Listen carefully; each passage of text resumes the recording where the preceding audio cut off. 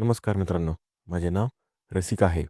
आज मी तुम्हाला माझ्या वहिनीची आणि आमच्या घरी आलेल्या भाडेकरूंची कहाणी सांगणार आहे. मित्रांनो, तत्पूर्वी आपल्या चॅनलला सबस्क्राईब नक्की करा. मित्रांनो, मी कोल्हापूरमध्ये माझ्या आई आणि भावासोबत राहत होते. माझे वडील मी लहान असतानाच आम्हा सर्वांना सोडून गेले होते. माझा भाऊ हा कॉम्प्युटर इंजिनिअरिंगच्या शेवटच्या वर्षात शिकत होता.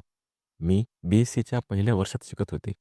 माझ्या भावाने त्याचे इंजिनिअरिंग कंप्लीट केले आणि त्याचे कॅम्पस सिलेक्शन पण झाले आहे.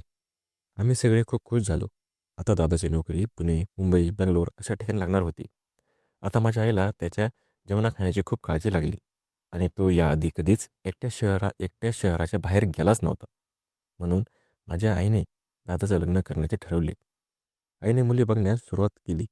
पण माझ्या दादाला एवढ्या लवकर लग्नच करायचे नव्हते. पण आईच्या हट्टापुढे त्याचं काही झालंच नाही. आईने स्पष्टपणे दादाला सांगितलं, की जर कुठली मुलगी पसंत पडली असेल किंवा तुला आवडत असेल, तर लग्न करून घे. आम्हाला काहीच प्रॉब्लेम नाही. पण तू पुणे, मुंबईला जायच्या आधीच लग्न करायला हवं. नाहीतर माझ्या मर्जीने लग्न कर. माझ्या दादाची कोणी गर्लफ्रेंड पण नव्हती. त्यामुळे दादाने आईला सांगितलं, तुला जी मुलगी पसंत पडेल ना, त्याच मुलीशी मी लग्न करेल. काही दिवसांनी माझ्या आईला एक मुलगी पसंत आली. तिचे नाव अश्विनी असे होते. ती दिसायला तर खूपच सुंदर होती. दादाला पण ती खूप आवडली. म्हणून लग्नाची तारीख फिक्स केली. लग्न झालं आणि अश्विनी वहिनी नवरी होऊन आमच्या घरी आली. आम्ही घरातले सगळेच खूप खुश होतो. मी आणि माझ्या आईने खुशी खुशी दादा आणि वहिनीला शहरात पाठवले. काही दिवस असेच गेले. एके दिवशी माझ्यावर दुःखाचा डोंगरच कोसळला. माझी आई रोड क्रॉस करताना अचानक गाडीने टक्कर दिल्यामुळे ती आम्हा सर्वांना देवाघरी सोडून गेली. माझ्या आयुष्यात पुन्हा खूप मोठे दुःख आले. पण म्हणतात ना, कोणी केल्याने आपले जीवन थांबत नाही. आता या घरात मी एकटीच असल्याने दादाने मला त्याच्यासोबत शहरात घेऊन गेला. आमचं कोल्हापूरचं जुनं घर विकून येथेच एक नवीन बंगलो घेतला. हा बंगला खूपच छान होता. यामध्ये 4 रूम्स होते. यातील 3 रूम तर आम्हीच वापरत होतो. पण एक रूम रिकामीच पडली होती. म्हणून वहिनीने सांगितलं, की ती रूम आपण भाड्याने देऊ. रूममध्ये कोणी राहिले तर रूम स्वच्छ पण राहिली तर आणि जर पडून असेल तर ती खराब होईल. वरून आपल्याला भाडे पण चांगले मिळेल, ज्यामुळे आपल्याला थोडीफार मदत पण होईल. माझ्या दादाला वहिनीची आयडिया खूपच पसंत पडली. त्यांनी जवळच्या एका ब्रोकरला सांगितलं, की आम्हाला लवकरात लवकर एक भाडेकरू पाहिजे. एका आठवड्यातच आम्हाला एक भाडेकरू पण मिळाला.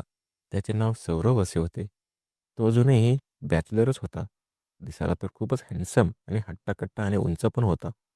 तो एक IT इंजिनियर होता. त्यामुळे त्याचं नेहमी वर्क फ्रॉम होम असायचं. तो आठवड्यातून एक नाही तर 2 दिवसच ऑफिसमध्ये जात होता. तो एकटाच होता. म्हणून दादाने त्याची जेवणाची व्यवस्था आमच्याच घरी केली होती. सौरभ जेवणाचे वेगळे पैसे आम्हाला देत होता. मी त्याला सौरभ भैया असंच म्हणत होते. आता माझं फर्स्ट इयर पूर्ण होऊन सेकंड इयरला मी जाणार होते. मी आणि दादा इथे एक चांगले कॉलेज शोधू लागलो होतो. एक चांगल्या कॉलेजमध्ये आम्हाला इथे ॲडमिशन पण भेटलं आणि दादाने माझे तिथेच ॲडमिशन केलं. आता मी रोज कॉलेजला जाऊ लागले. दादा ऑफिसला निघून गेल्यावर 10 वाजता मला कॉलेजला जावं लागत होते. तेव्हा जाताना वहिनी नेहमी मला विचारत होती, की मी संध्याकाळी कधीपर्यंत येईल म्हणून. माझ्या कॉलेजचा टायमिंग काही फिक्स नव्हता. त्यामुळे वहिनीला नेहमी मला विचारावे लागत होते.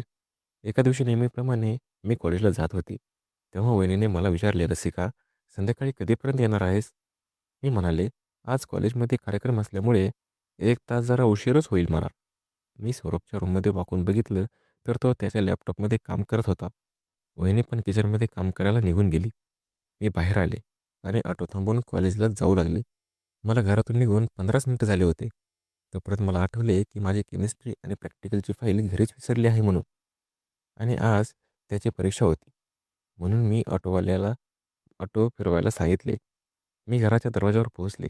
मी पाहिले की दरवाजा आतून बंद होता. असे तर कधीच नव्हते. मी दरवाजा खटखटला, पण कोणीच उघडला नाही.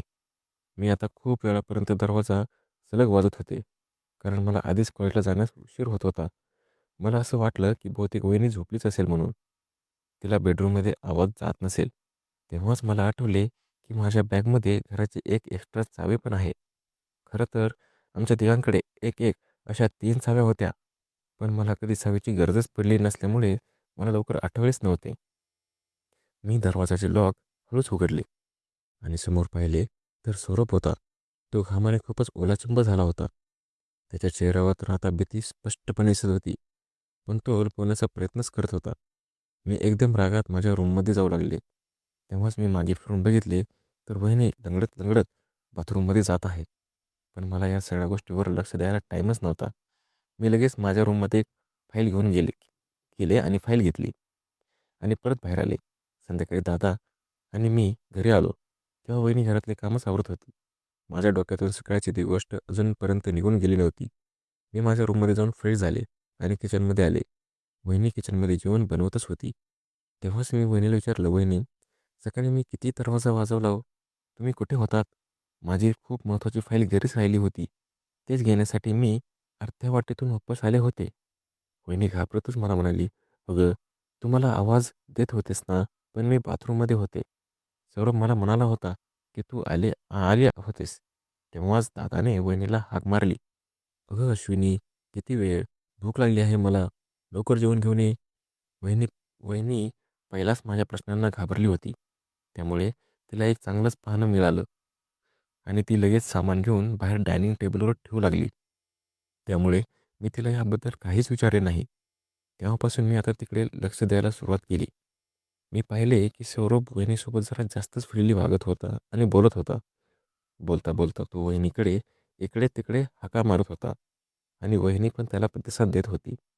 काही दिवस असेच निघून गेले. आता माझ्या परीक्षेत जवळ आल्यामुळे मला 15 दिवसांची सुट्टीच भेटली होती. आता मला त्यांच्यावर लक्ष ठेवायला चांगलीच संधी भेटली होती. एका दिवशी नेहमीप्रमाणे दादा ऑफिसला निघून गेला. मी वहिनीला कामात थोडीशी मदत केली आणि दुपारी जेवण झाल्यावर मी माझ्या रूममध्ये निघून आले. रूममध्ये बसून मी माझा अभ्यास करत होते. तेव्हाच मी पाहिले की बॉटलमधले पाणी आता संपले आहे. म्हणून मी किचनमधून पाणी आणण्यासाठी माझ्या रूमचा दरवाजा उघडला. पाहते तर काय, वहिनी हळूच सौरभच्या रूममध्ये जात आहे. थोडा वेळ मी तिथेच उभा राहून त्यांची बाहेर येण्याची वाट पाहत होते. पण 2 तास झाले तरी ती बाहेर आलीच नव्हती. 4 तासांनी वहिनी लंगडतच सौरभच्या रूममधून बाहेर आली. ती घामाने पूर्ण ओलीचिंब झालेली होती. तिच्या साडीचा पदर अस्ताव्यस्त होता. ते सर्व बघून आता मला खूपच विचित्र वाटले होते.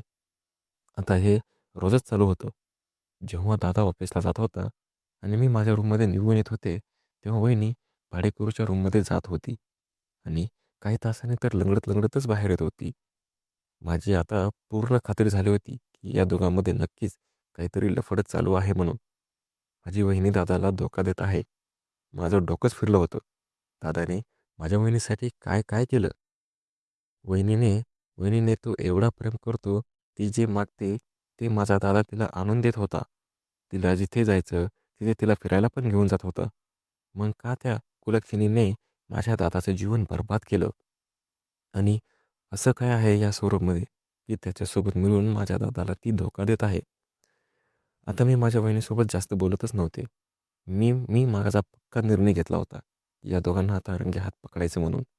एके दिवशी मी कॉलेजला जात आहे असं नाटक केलं, पण मला माझ्या दादाची खूपच काळजी लागली होती. कसेही करून वहिनीचा खरा चेहरा मला दादासमोर आणायचाच होता. म्हणून मी वहिनीला सांगितलं, की "वहिनी, मी कॉलेजला जात आहे." वहिनी आता किचनमध्ये कामात व्यस्त होती. याचा फायदा घेऊन मी हळूच सौरभच्या रूममध्ये गेले आणि पडद्याच्या मागे जाऊन लपले. सौरभ अजून झोपलेला होता. त्याची 1 आठवडा नाईट ड्युटी चालू असल्यामुळे तो रात्रभर काम करत होता आणि दिवसभर झोपत होता. थोडा वेळ निघून गेला आणि वहिनी सौरभच्या रूममध्ये आली. त्याला उठवू लागली. आता रूममध्ये संपूर्ण अंधार असल्यामुळे मला जास्त काही नीटपणे स्पष्ट दिसतच नव्हते. वहिनीने सौरभला उठवले. "सौरभ, उठ. ते दोघे गेले आहेत." सौरभ म्हणाला, "वहिनी, तुम्ही आलात?" मी लगेच पडद्याच्या बाहेर आले आणि लाईट लावली. समोरचे दृश्य पाहून मी एकदमच आश्चर्य झाले. कारण वहिनी खूपच छोट्या-छोट्या आणि टाईट कपड्यांमध्ये उभी होती. सौरभ हा रूमच्या मागचा दरवाजा उघडत होता. ते दोघे मला बघून दचकलेच. मी त्या दोघांना विचारलं, "इथे काय चाललं आहे?" तेव्हा सौरभ म्हणाला, "वहिनी, आता लपवण्यापासून काहीच फायदा नाही. सांगून टाका जे काय आहे ते." वहिनी माझ्यासमोर येऊन मला म्हणाले, "रसिका, मी आणि सौरभ नेहमीच आम्ही गार्डनमधल्या जिम हाऊसमध्ये जिम करतो. सौरभ मला व्यायाम शिकवतो. घरात राहून माझी तब्येत खूपच वाढत आहे. तुझ्या दादाला माझी वाढलेली तब्येत आवडत नाही. म्हणून त्यांना मी बाहेर जिमला जाण्यास विचारले होते. पण तुझ्या दादाने मला एकटीला बाहेर जिममध्ये जाण्यास स्पष्ट नकार दिला होता. आणि तुझे दादा माझ्याकडे लक्षही देत नाहीत." ते भलेही समोरासमोर माझ्याशी चांगलं वागत होते, पण बेडरूममध्ये ते माझ्या जवळही येत नव्हते. त्यामुळे मला असं वाटलं, की आता स्वतःकडे मला लक्ष द्यावेच लागेल म्हणून. म्हणूनच मी लपून सौरभसोबत येथे जिम करत होते. तो एक चांगला ट्रेनर पण आहे. त्यामुळे तो मला जिम ट्रेनिंग देत आहे. पण तुझे दादा ओरडतील म्हणून मी याबद्दल तुझ्या दादाला काहीच सांगितलं नाही. मी तुझ्या दादावर खूपच प्रेम करते. म्हणून तुझ्या दादाचं प्रेम मिळवण्यासाठी हे सर्व काही करत आहे. त्यावेळी मला वहिनी खरंच बोलत आहे असं वाटलं. म्हणून मी वहिनीची माफी मागितली. "वहिनी, मला माफ करा. मी थोडासा वेगळाच अर्थ काढला होता." तेव्हा वहिनी मला म्हणाली, "पण तू तुझ्या दादाला याबद्दल काहीच सांगू नकोस. नाहीतर तुझे दादा मला ओरडतील. योग्य वेळ आल्यावर मीच तुझ्या दादाला हे सर्व काही सांगेन. ठीक आहे ना?" असं म्हणून मी माझ्या रूममध्ये निघून आले. आता मी या सगळ्या गोष्टींकडे लक्ष द्यायचं सोडून दिले. काही दिवस असेच निघून गेले. एके दिवशी दादा त्याच्या ऑफिसच्या कामासाठी 2 दिवसांसाठी बाहेर गेला. दुपारची वेळ होती आणि मी माझ्या रूममध्ये अभ्यास करत होते. अचानक दादांचा कॉल आला आणि मला म्हणाला, "तुझी वहिनी कुठे आहे? तिला कधीपासून मी कॉल करतोय. ती माझा फोनच उचलत नाही. तिच्याकडे दे बरं फोन. मला तिच्याशी काहीतरी महत्त्वाचं बोलायचं आहे म्हणून." मी वहिनीच्या रूममध्ये गेले, तर वहिनी तिथे नव्हतीच. आता मला असं वाटलं, की ती बहुतेक जिममध्ये गेली असेल. म्हणून मी वहिनीला शोधत जिममध्ये आले, म्हणजे सौरभच्या रूममध्ये आले. तेव्हाच समोरचं दृश्य पाहून माझ्या पायाखाली तर जमीनच हादरली. कारण वहिनी आणि सौरभ जिमच्या नावाखाली त्यांच्या रूममध्ये नको ते सर्व काही करत होते. त्यांच्या अंगावर कपडेच देखील नव्हते. त्या दोघांना मी नको त्या अवस्थेत बघितले होते. ते दोघं एकमेकांच्या शरीराची आग विझवत होते. त्यावेळेस मला वहिनीला काही बोलण्याची गरज वाटलीच नाही. मला ते सर्व बघून खूप विचित्र वाटले. म्हणून मी बाहेर आले आणि दादाला सांगितलं, की वहिनी मार्केटमध्ये गेली आहे. थोड्या वेळाने फोन कर. मी गार्डनमध्ये लपून वहिनीची बाहेर येण्याची वाट पाहू लागले. थोड्या वेळाने वहिनी मधूनच लंगडत बाहेर आली आणि सौरभच्या रूमच्या मागच्या दरवाज्यातून घरात गेली. वहिनीची हालत खूपच खराब झाली होती. ती पूर्ण रात्र मला झोपच आली नाही. मला माझं घर तोडायचं नव्हतं. माझ्या दादाचा संसार मला तोडायचा नव्हता. हे सगळं तर सौरभमुळे होत होते. म्हणून मी विचार केला, या घरातून मला त्यालाच बाहेर काढायला हवं. मग वहिनी आपोआपच सुधरेल. वहिनीबद्दल दादाला जर मी सांगितलं, तर दादाला खूपच वाईट वाटेल. म्हणून मी एक प्लॅन केला. जेव्हा सौरभ काही कामानिमित्ताने बाहेर गेला, तेव्हा मी काही सोन्याची ज्वेलरी आणि पैसे होते, ते मी सौरभच्या कपड्यात लपवून ठेवले. संध्याकाळी जेव्हा दादा कामावरून वापस आला, तेव्हा मी अचानक ओरडाओरड सुरू केला, की माझे सगळे सोन्याचे दागिने चोरीला गेले आहेत. त्यानंतर दादा आणि वहिनी हे दोघे शोधाशोध चालू केली. मी दादाला बाजूला घेऊन म्हणाले, "दादा, मी खूप वेळ नोटीस केलं होतं, की सौरभ नेहमी माझ्या आणि वहिनीच्या रूममध्ये समोर फेऱ्या मारत होता. बहुतेक तोच तर चोर असणार. एकदा तुम्ही त्याच्या कपड्याची तपासणी करा." दादा म्हणाला, "ठीक आहे. त्यासाठी आपण तिघांच्या पण कपड्यात मुद्दाम शोधण्याचं नाटक करावं लागेल, जेणेकरून सौरभला वाईट वाटणार नाही." मी ठीक आहे असं म्हणून आम्ही तिघे एकमेकांच्या कपाटाची तपासणी करू लागलो. जेव्हा दादा सौरभच्या रूममध्ये गेला, तेव्हा दादाला आणि वहिनीला दोघांनाही सौरभच्या कपाटातून माझे दागिने सापडले. मी हे दागिने चोरले नाही, असे तो म्हणत होता. पण शेवटी चोर तो चोरच असे म्हणत असं म्हणत त्याला दादाने बाहेरच काढले. दादाने सौरभला रूममधून काढून टाकले. तेव्हापासून दादाने कोणालाही भाडेकरू म्हणून ठेवले नाही. थोडे दिवस तर वहिनी शांत शांत होती. पण दादाच्या प्रेमामुळे पुन्हा त्या दोघांचे नातं चालू झाले. तर मित्रांनो, मी जे काही केलं ते बरोबर होतं की चुकीचं होतं, ते तुम्ही मला कमेंटमध्ये नक्की सांगा. मित्रांनो, आपल्या कथेला लाईक करा, शेअर करा आणि हो, सबस्क्राईब करायला अजिबात विसरू नका. धन्यवाद. भेटूया पुढच्या कथेमध्ये.